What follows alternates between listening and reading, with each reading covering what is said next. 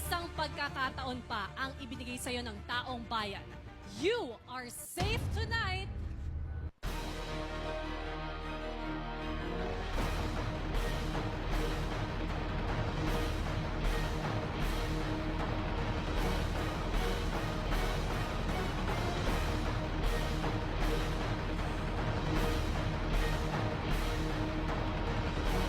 JM! Congratulations, JM!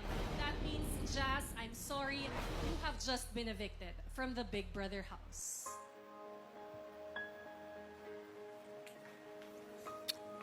Ano?